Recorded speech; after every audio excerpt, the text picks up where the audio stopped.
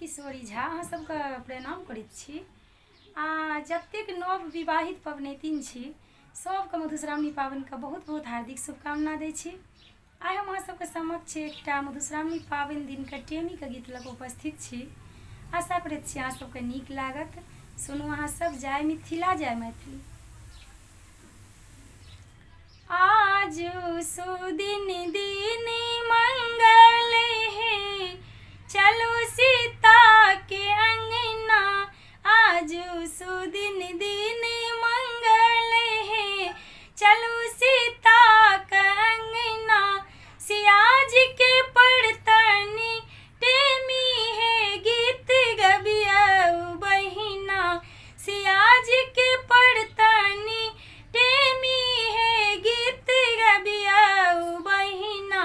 आजू सुदिन दिन मंगल है, चलो सीता के अंगना। आजू सुदिन दिन मंगल है, चलो सीता के अंगना।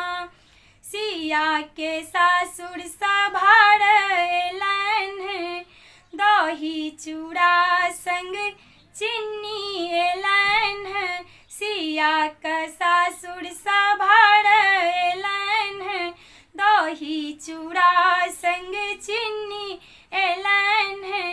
पाकल केरा 6-5 घौर है, चलो देखब बहिना। पाकल केरा 6-5 घौर है, चलो देखब बहिना। सिया जी के पड़तनी टेमी है, गीत गबियाऊ बहिना। सिया जी के पड़तनी टेमी है, गीत गबियाऊ बहिना। जाही आजू ही संग फूल एलन है, भर भर चंगेरा अकुड़ी एलन है। जाही आजू ही संग फूल एलन है, भर भर चंगेरा अकुड़ी एलन है। साड़ी बनारसी पटोर एलन है, घुंघरू बाला चुनरी। साड़ी बनारसी पटोर एलन है, घुंघरू बाला चुनरी। आजू सुदिन दिन मंगल है, चलो सीता के अंगना। आजू सुदिन दिन मंगल है, चलो सीता के अंगना। सिया जी के पड़तनी टेमी है, गीत गबियाऊ बहिना। सिया जी के पड़तनी टेमी है, गीत गबियाऊ बहिना। आजू सुदिन दिन मंगल है, चलो सीता के अंगना। आजू सुदिन दिन मंगल है, चलो सीता के अंगना। भर भर चंगेरा लड्डू एलन है, खाजा रसगुल्ला बर्फी एलन है। भर भर चंगेरा लड्डू एलन है, खाजा रसगुल्ला बर्फी एलन है। 7 चंगेरा गुलाब जामुन है, चलो देखब बहिना। 7 चंगेरा गुलाब जामुन है, चलो देखब बहिना।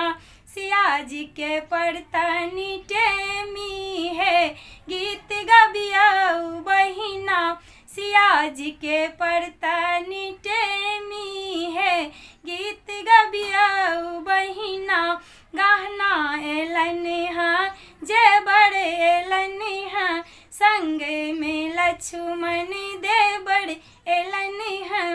गहना एलन है, जेवर एलन है, संग में लक्ष्मण देवर एलन है। एलखिन राम पाहुनी माहे, चलो देखब बहिना।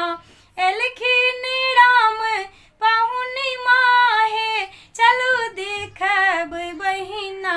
सिया जी के पड़तनी टेमी है, गीत गबियाऊ बहिना। सिया जी के पड़तनी टेमी है,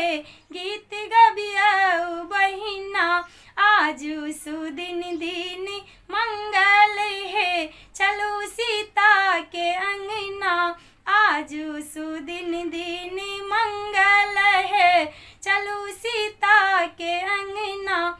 सिया जी के परतन टेमी है, गीत गबिया बहिना।